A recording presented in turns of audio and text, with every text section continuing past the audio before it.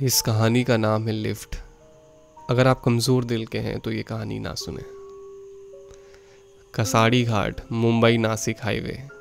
Highway मतलब वो चौड़ी और लंबी सड़क जो दो शहरों को जोड़ती है। हाईवेज पे दिन के वक्त तो बहुत सारी गाड़ियाँ चलती हैं, मगर रात होते होते लोगों का आना जाना रुक जाता है। इन हाईवेज पर बहुत सारी किस्से, कहानियाँ होती हैं जो वहीं पर रह जाती हैं। लेकिन जब कोई उन हाईवेज से गुज़रता है तो अक्सर उन कहानियों से रूबरू होना पड़ता है। रात के लगभग 8 बजे हैं। हाईवे एकदम सुनसान है। इस सुनसान और खामोश भरी अंधेरी रात में सड़क पर एक लड़की सफ़ेद कपड़े में खड़ी है, हाथ दिखा रही है लिफ्ट के लिए।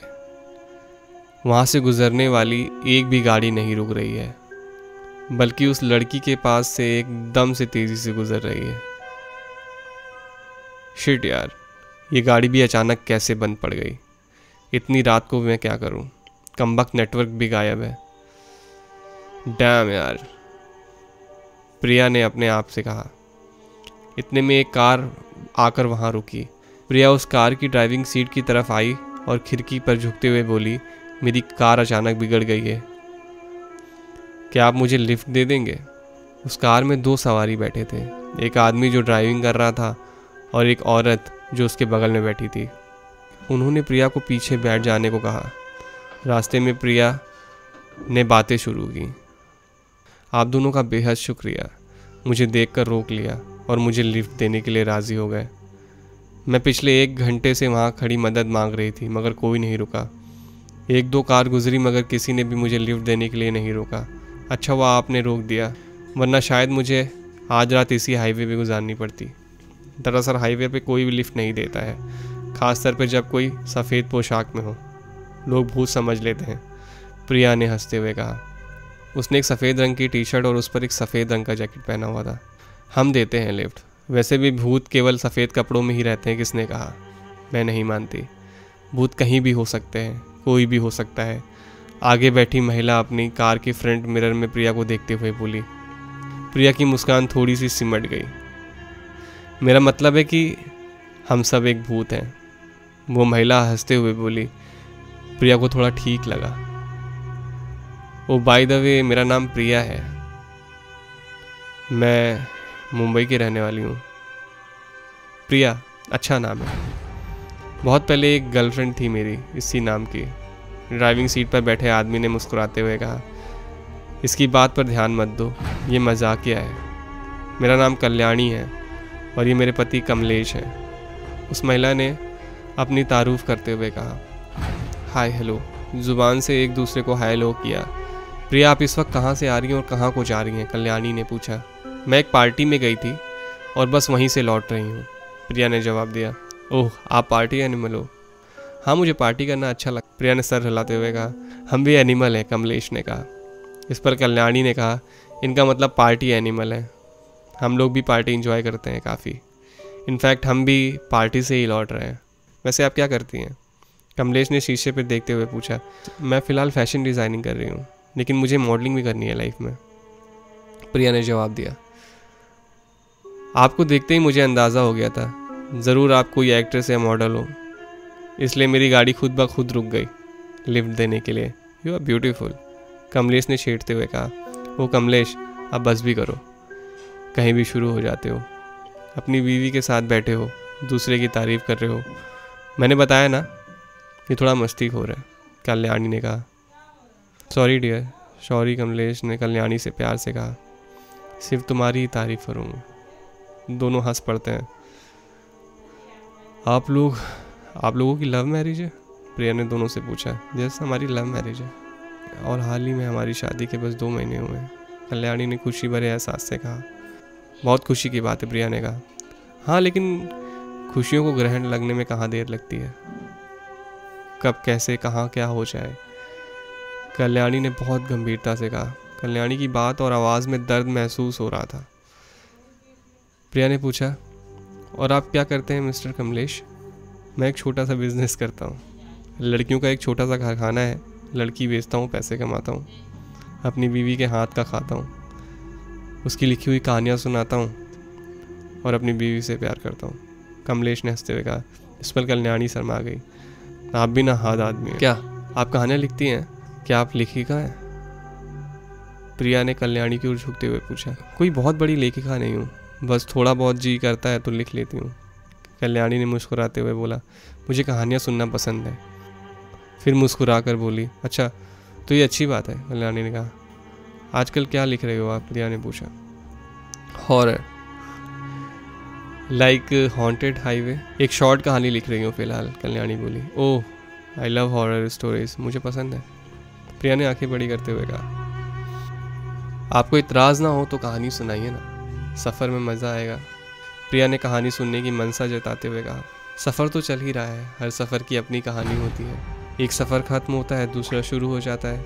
एक कहानी ख़त्म होती है, दूसरी शुरू हो जाती है, ऊपर से हाईवे का सफ़र। कल्याणी की बात बार बार प्रिया को अजीब महसूस करा रही थी। प्रिया कुछ ज़्यादा सोचती, इतने में कमलेश ने कहा, हाँ कल्याणी, जब प्रिया इतने प्यार से कह रही है तो मेरे खातिर इसका दिल मत तोड़ो, सुना दो। इस पर कल्याणी मुस्कुरा दी। ठीक है प्रिया, लेकिन प्रिया डरोगी तो नहीं? सुनसान हाईवे में हाईवे की एक शॉर्ट कहानी सुनना चाहोगी? मुझे डर नहीं लगता। एक काम कीजिए, लाइट बुझा दीजिए, बहुत मज़ा आएगा। प्रिया ने खुद को हिम्मत वाली जताते हुए कहा। ठीक है, ध्यान से सुनना और बीच में रोकना मत। कल्याणी ने हिदायत दी। कार के अंदर की लाइट बुझा दी गई। बाहर पहले ही अंधेरा था, अब कार के भीतर अंधेरा पसर गया। सुनसान हाईवे पर कार की फ्रंट लाइट की रोशनी हाईवे के अंधेरे को चीरते हुए चलने लगी और इधर कल्याणी ने कहानी सुनाना शुरू कर दिया। कहानी का नाम है हॉन्टेड हाईवे। कभी कभी रास्तों में राही अटक जाते हैं, उनकी ज़िंदगी की गाड़ी छूट जाती है। ऐसे में अक्सर वो रुके हुए मुसाफिर मंजिल तक पहुंचने के लिए मांगते हैं सहारा, मांगते हैं लिफ्ट। मगर उन राहियों का क्या जो किसी की मदद के खातिर खुद की राह भटक जाते हैं और रास्तों में ही अटक जाते हैं। याद रखो, रास्तों में अक्सर अजनबियों को लिफ्ट देना या किसी से लिफ्ट लेना आपकी ज़िंदगी की गाड़ी को हमेशा के लिए रास्ते में ही फंसा सकता है, जिसकी फिर कोई मंजिल नहीं रह जाती, बस रह जाता है रास्ता और लिफ्ट लेते हुए मुसाफिर। शाम हो चुकी थी, अंधेरा हो चुका था। एक पति पत्नी का जोड़ा जिन्होंने हाल ही में शादी रचाई थी, वो हाईवे से गुजर रहे थे और आपस में बात करते हुए चल रहे थे। रास्ते में किसी ने लिफ्ट मांगी। कार में बैठी महिला ने अपने पति से कहा, हाईवे है, हाईवे में ये कौन अभी लिफ्ट मांग रहा है, मत रोको। पति ने कहा, कौन है?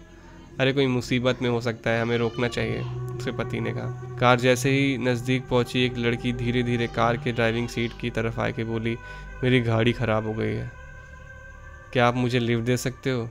उन दोनों ने उसे गाड़ी में बैठा लिया। वो पीछे बैठ गई, रास्ते भर खामोश रही। बीच में उस शादीशुदा जोड़े से उसने बात करने की कोशिश की, मगर वो लड़की खामोश ही रही। इस पर उन्हें कुछ अजीब सा लगा कि ये लड़की अपने बारे में कुछ कह नहीं रही है, हमारी बातें सुन रही है, ना कोई जवाब दे रही है। इतने में अचानक कार के आगे से एक अजीब सा जानवर पता नहीं कहाँ से आ गया। फ्रंट लाइट की रोशनी में वो नज़र आ रहा था, एक काला सा जानवर, बिल्कुल बिल्ली जैसा, बस उसका आकार थोड़ा सा बड़ा था। रोशनी में उसकी आंखें बहुत चमक रही थी। आदमी ने अपनी कार रोक दी। उन दोनों को थोड़ा सा अजीब लग रहा था, लेकिन फिर वो जानवर चुपचाप वहाँ से गुजर गया। जब उस आदमी ने दोबारा कार चालू की तो उसकी नज़र सामने लगे मिरर पर चली गई। पीछे वो लड़की नहीं थी जिसको उसने लिफ्ट दिया था। वो मुड़कर देखा तो पीछे उस लड़की को ना पाकर हैरान हो गया। उसकी पत्नी भी ये देखकर कांप उठी। उन्होंने तुरंत यहाँ से जाना ज़रूरी समझा। कार चालू कर आदमी फुल स्पीड में आगे बढ़े, तेज़ी से चले जा रहे थे। वो दोनों डरे हुए थे। इससे पहले कहीं कुछ बुरा ना हो जाए, वो हाईवे पार कर लेना चाहते थे। अचानक सामने से फिर वही लड़की उनकी कार के आगे आ गई और उनकी कार की कांच में चिमट गई।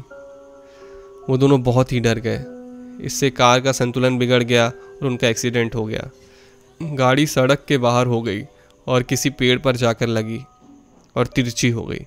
कार में बैठी महिला को बहुत चोट लगी थी, वो लगभग मर ही चुकी थी।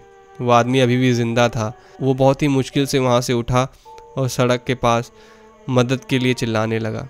उसने हाथ दिखाकर गाड़ियाँ रोकने के लिए कोशिश की, मगर एक भी गाड़ी नहीं रुकी। आखिर में वो गाड़ी रोकने के लिए बीच में ही खड़ा हो गया, मगर वो गाड़ी तेज़ रफ्तार से आगे चली गई और नहीं रुकी, बल्कि उस आदमी को कुचलते हुए निकल गई। आदमी खून से लथपथ सड़क पर गिरा पड़ा था। आदमी बहुत ही ज़्यादा दर्द में था। वो फिर भी रेंगते हुए अपनी पत्नी के पास गया। उसने देखा उसकी पत्नी मर चुकी थी। थोड़ी देर बाद वो भी अपनी पत्नी के पास लेटे लेटे मर गया। 7 दिन बाद रात के लगभग 8 बज रहे थे। हाईवे एकदम सुनसान था। इस सुनसान और खामोश भरी अंधेरी रात में सड़क पर एक सफ़ेद लड़की कपड़े में खड़ी थी और हाथ दिखा रही थी, लिफ्ट मांग रही थी। वहाँ से गुजरने वाली एक भी गाड़ी नहीं रुकी, बल्कि उस लड़की के पास से गाड़ियाँ एकदम तेज़ी से पार हो रही थी। उस वक्त वहाँ से एक कार गुजर रही थी। उस लड़की को देखकर उन्होंने अपनी कार को रोका। वो सफ़ेद लिबास वाली लड़की सामने आई। उसने कहा उसकी गाड़ी ख़राब हो गई है, उसे लिफ्ट चाहिए। इस पर अंदर बैठे पति पत्नी ने उसे अपनी कार में बैठने को कह दिया। प्रिया को थोड़ा अजीब लग रहा था कहानी सुनकर। वो थोड़ी सी उलझन महसूस कर रही थी, लेकिन खामोश थी। कल्याणी ने कहानी को जारी रखा।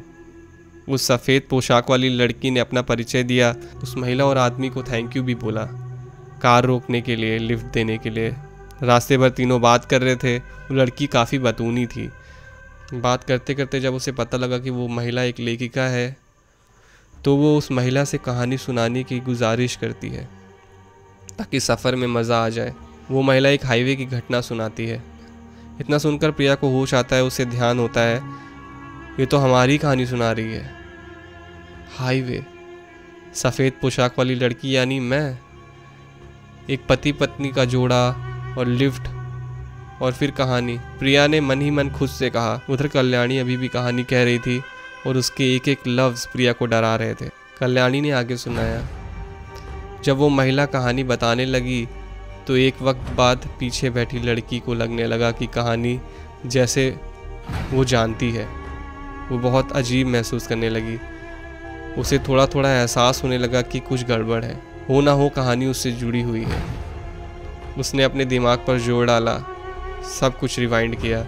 उधर प्रिया भी वही कर रही थी और वही महसूस कर रही थी जो कहानी में लड़की कर रही थी। प्रिया दिमाग पर जोर डालकर सब रिवाइंड कर रही थी, यानी अपने दिमाग के पीछे करते जा रही थी। जैसे कोई फिल्म रिवाइंड होता है, उसी तरह प्रिया ने दिमाग में सारी छवि और घटनाएं रिमाइंड हो रही थी।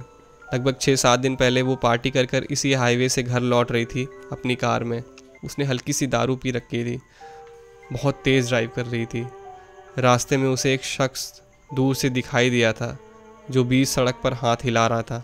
प्रिया को लगा इतनी रात में कौन होगा, ज़रूर कोई चोर उचक्का होगा या कोई भूत, पता नहीं। उसने अपनी गाड़ी की रफ्तार तेज कर ली और बिना रोके उस आदमी को कुचलते हुए चली गई थी। उसे याद हुआ कि उसने अपनी कार से उस हाईवे पर किसी को कुचल दिया था। वो खुद से सारी बातें मन ही मन कहने लगी। ठीक 7 दिन बाद यानी आज शाम हाईवे पर मेरी गाड़ी ख़राब हुई और मैं लिफ्ट के लिए रुकी और इस गाड़ी में बैठ गई। अब प्रिया को सब कुछ समझ आ गया। जो हुआ था सब कुछ कल्याणी की कहानी में शामिल था और वो लड़की जो उस कहानी में लिफ्ट मांग कर बैठी है कोई और नहीं बल्कि मैं ही हूँ। प्रिया ये बात जान गई। वो जान गई कि उस रात जिसको मैंने अपनी कार से रौंदा था वो और कोई नहीं, वही आदमी था। कल्याणी ने उसे आगे बताया। उस महिला ने लड़की को जाहिर किया और बोली, जिस कार में तुम बैठी हो ये वही कार है जिसका 7 दिन पहले एक्सीडेंट हो चुका है। हम शादीशुदा जोड़े हैं। अगर तुमने उस असहाय आदमी की मदद उस दिन कर दी होती और अपनी कार से उसे कुचला ना होता तो शायद आज हम जिंदा होते। प्रिया को मालूम हो चुका था कि जिस कार में अब प्रिया सवार थी उस कार का एक्सीडेंट हो चुका था। दोनों पति पत्नी जिनसे अब तक वो बातें करती आ रही थी वो जिंदा नहीं थे, बल्कि ये उनकी आत्माएं थीं। प्रिया के रोंगटे खड़े हो गए ये जानकर कि वो इतनी देर से 2 आत्माओं के साथ एक कार में मज़े से बात करते हुए आ रही है। प्रिया, तुम्हें डर तो नहीं लग रहा है ना? कल्याणी ने कहा। इस बार उसकी आवाज़ नॉर्मल नहीं थी। प्रिया की बोलती तो कब का बंद हो चुकी थी, मगर अब ऐसा लग रहा था कि उसकी सांसें भी बंद होने वाली थी। उस अंधेरी कार में उसकी हालत ख़राब हो चुकी थी। उसका हलक सूखा पड़ गया था। प्रिया को तो मानो सांप सूंघ गया था। उसे कुछ समझ में नहीं आ रहा था कि वो क्या करे क्या कहे। वो खामोश ही रही, मगर धड़कन बहुत तेज़ थी। एकदम से धीरे धीरे हाथ कार के दरवाजे को खोलने के लिए बढ़ाए तो कार लॉक हो गई। खटखट की आवाज़ से दोनों तरफ के दरवाजे लॉक हो गए और खिड़की के शीशे भी सर से ऊपर चढ़ गए। कार अब भी चल रही थी। धीरे धीरे कार की रफ्तार तेज़ हो गई और अंदर का माहौल ठंडा होने लगा। तापमान गिरने लगा। प्रिया अब डर से कांपने लगी और गिड़गिड़ाने लगी, जाने दो, मुझे छोड़ दो। वो दोनों ज़ोर ज़ोर से हंसने लगे। अरे प्रिया, अभी कहानी ख़त्म कहाँ हुई है, अभी तो कहानी का अंत बाकी है। और इतने में कार की बत्ती जल उठी। प्रिया ने देखा आगे कोई नहीं बैठा था। कार अपने आप चल रही थी, लेकिन अगले ही पल उसने महसूस किया कि उसके दोनों तरफ 2 लोग बैठे हैं। एक तरफ कल्याणी, दूसरी तरफ कमलेश। मगर प्रिया की हिम्मत ही नहीं थी कि वो अपनी गर्दन हिलाए, और ना ही इसकी ज़रूरत थी, क्योंकि सामने लगे मिरर में दोनों का चेहरा साफ नज़र आ रहा था। अपने कानों में प्रिया को उन दोनों की गहरी सांसें महसूस हो रही थी। प्रिया ने देखा उनके चेहरे धीरे धीरे काले होते गए और उनके जख्म उभर आए। दोनों के सरों से खून बहने लगा। प्रिया जोर से चिल्लाती रही।